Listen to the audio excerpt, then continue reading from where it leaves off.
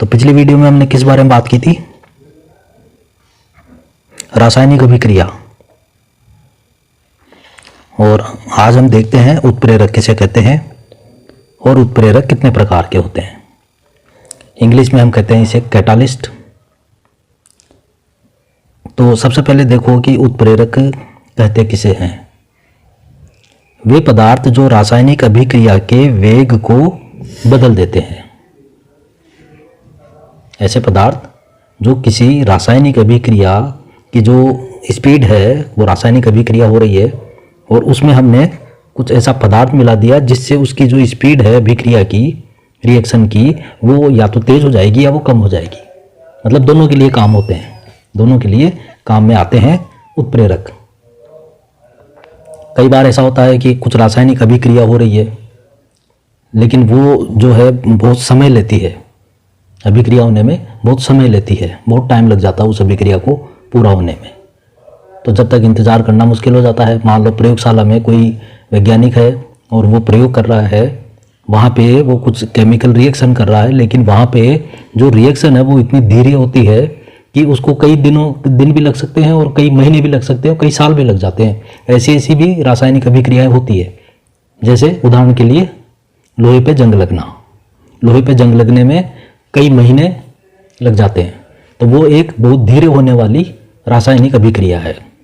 तो अगर ऐसा हमारे पास कोई ऐसा पदार्थ हो जिससे वो जो जंग, जो मान लो कि 2 महीने में जो कोई जंग लग रहा है लोहे पे और वो 2 महीने की बजाय वो 10 दिन में, 15 दिन में ही लग जाए, तो उसके लिए हमको क्या यूज़ करना पड़ेगा? उत्प्रेरक। वो उत्प्रेरक क्या करेगा कि वो जो अभिक्रिया हो रही है उसको बढ़ा देगा, स्पीड को बढ़ा देगा।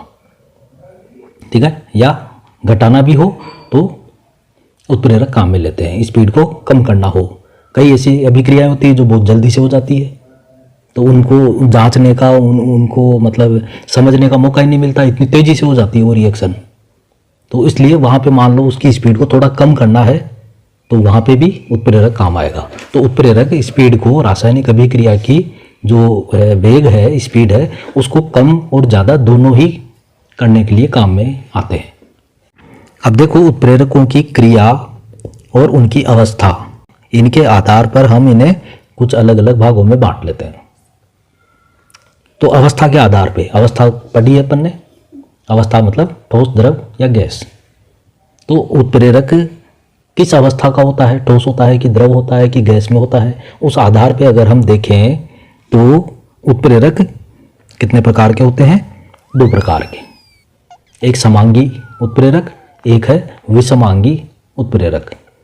समांगी उत्प्रेरक का मतलब जब कोई रासायनिक अभिक्रिया हो रही है और उसमें अभिकारक और प्रोडक्ट मतलब उत्पाद और उत्प्रेरक, तीनों, अभिकारक, उत्प्रेरक और प्रोडक्ट उत्पाद, तीनों अगर एक ही अवस्था के हैं, तीनों ठोस हो सकते हैं या तीनों द्रव में हो, लिक्विड, और या फिर तीनों गैस में हो, तो ऐसी जो अभिक्रिया होगी और ऐसा उत्प्रेरक वो होगा समांगी उत्प्रेरक।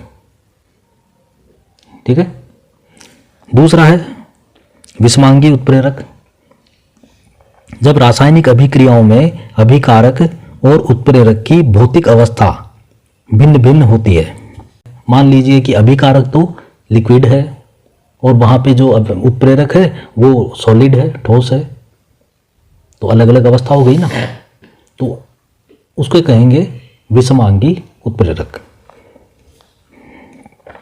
अब देखो क्रिया के आधार पे उत्प्रेरक, क्रिया, ये तो हमने अवस्था के हिसाब से देखा, अब क्रिया के हिसाब से देख लेते हैं कि उत्प्रेरक कितने तरह के होते हैं।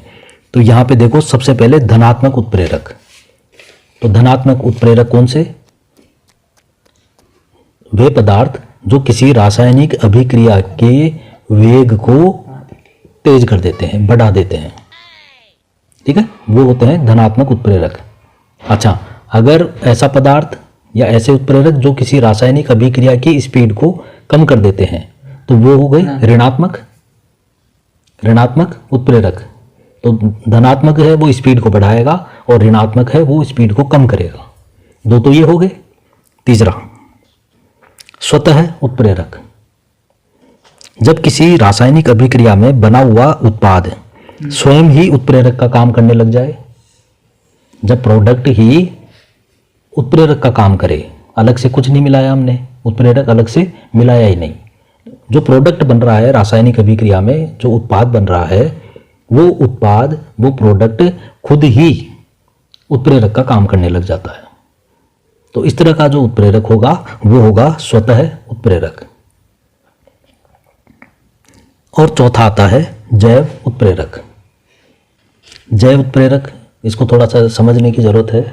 जैव उत्प्रेरक ये कहाँ पाए जाएंगे? ये जीवों में पाए जाएंगे, अब जंतुओं में या मनुष्य में। जैव रासायनिक अभिक्रिया की गति को बढ़ाने में जो पदार्थ काम में लिए जाते हैं उन्हें जैव उत्प्रेरक कहते हैं। जैव रासायनिक अभिक्रिया में मतलब जीवों में जो रासायनिक अभिक्रिया हो रही है, हमारे शरीर में भी तो कई रासायनिक अभिक्रियाएं हो रही है। जैसे प्रोटीन पच रहा है मान लो, तो वो भी तो एक जैव रासायनिक अभिक्रिया है। ग्लूकोज पच रहा है, स्टार्च पच रहा है, बहुत सी चीज़ें, वसा पच रही है, ये सब रासायनिक अभिक्रियाएं तो है। और यहाँ पे उत्प्रेरक कौन सा है? एंजाइम्स। हमारे शरीर में जो भी एंजाइम्स है वो सब क्या कर रहे हैं? उन जैव रासायनिक अभिक्रियाओं की स्पीड को बढ़ा रहे हैं ताकि पाचन क्रिया जल्दी हो जाए। अच्छा, अब देखो, अब यहाँ पे एक और बात आती है कि रासायनिक अभिक्रियाओं में उत्प्रेरक की क्रियाशीलता को प्रभावित करने वाले कुछ पदार्थों का भी प्रयोग किया जाता है।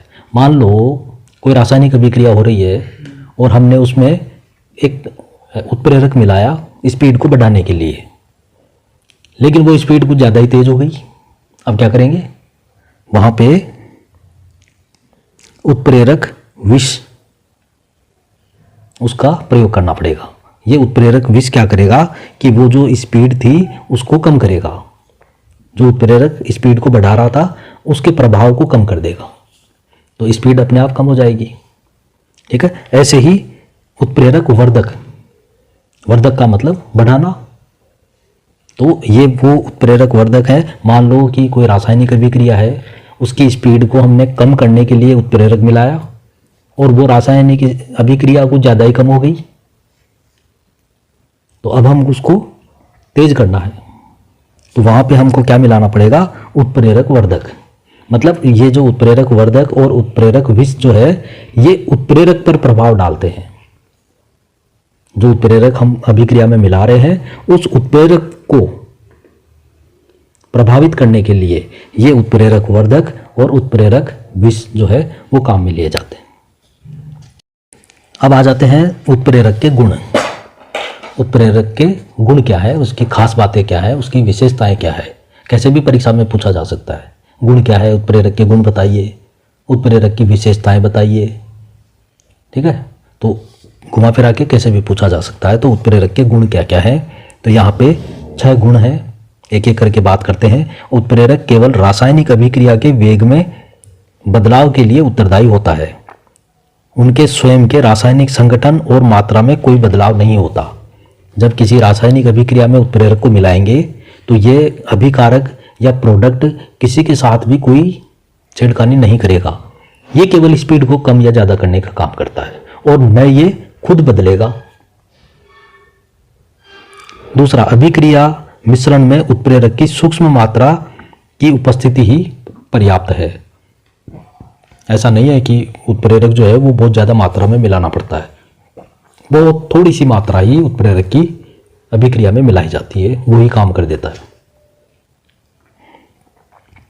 प्रत्येक अभिक्रिया के लिए एक विशिष्ट उत्प्रेरक होता है, अर्थात एक ही उत्प्रेरक सभी अभिक्रियाओं को प्रभावित नहीं करता। ऐसा नहीं है कि एक उत्प्रेरक है वो किसी भी रासायनिक अभिक्रिया में मिला देंगे और वो सबको ही बढ़ा देगा, ऐसा नहीं होता। खास तरह की अभिक्रिया के लिए एक विशेष तरह का, खास तरह का ही उत्प्रेरक होता है, फिक्स होता है। मतलब किसी भी रासायनिक अभिक्रिया के लिए वो फिक्स होता है उत्प्रेरक, वो ही डालना पड़ेगा। चौथा, उत्प्रेरक अभिक्रिया को प्रारंभ नहीं करता, केवल उसके वेग को बढ़ाता है। तो अभिक्रिया को शुरू नहीं करेगा उत्प्रेरक। भाई 2 अभिकारक हमने मिलाए तो अभिक्रिया तो वैसे ही शुरू हो गई, उत्प्रेरक मिलाने की क्या जरूरत है। तो उत्प्रेरक जो है वो रासायनिक अभिक्रिया को शुरू नहीं करता, केवल उसके वेग को, स्पीड को कम या ज़्यादा करता है। उत्क्रमणीय अभिक्रियाओं में उत्प्रेरक अग्र व प्रतीप दोनों अभिक्रियाओं के वेग को समान रूप से प्रभावित करता है। उत्क्रमणीय अभिक्रिया पढ़ी थी हमने पिछली बार, पिछले वीडियो में। तो उसमें क्या था कि वहाँ पे अभिकारक है वो प्रोडक्ट बनता है, और प्रोडक्ट जो है वो वापस फिर अभिकारक बनता रहता है। तो ये दोनों दिशाओं में चलने वाली अभिक्रिया है, जिसमें दोनों तरह के तीर लगते हैं, तीर के निशान। तो वहाँ पे दोनों तरह की जो अभिक्रियाएं हैं दोनों दिशाओं में, उन दोनों को ही ये समान रूप से प्रभावित करेगा। ठीक है। जो आगे की तरफ जो तीर का निशान होता है, जो साधारणतः हम लगाते हैं, वो अग्र होता है, और जो पीछे की तरफ वापस लगाते हैं वो प्रतीप।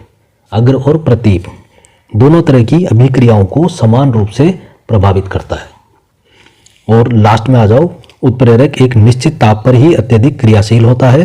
ताप बदलने पर इसकी क्रियाशीलता प्रभावित होती है। कोई भी उत्प्रेरक है वो एक खास तापमान पे अच्छा काम करेगा। अगर वो तापमान वहाँ पे नहीं है, अभिक्रिया के दौरान कम या ज़्यादा है, तो वो उत्प्रेरक वहाँ पे सही काम नहीं करेगा। ठीक है। तो उत्प्रेरक अच्छी तरह काम करे उसके लिए एक निश्चित तापमान भी होना चाहिए। ये हमारा हो गया उत्प्रेरक।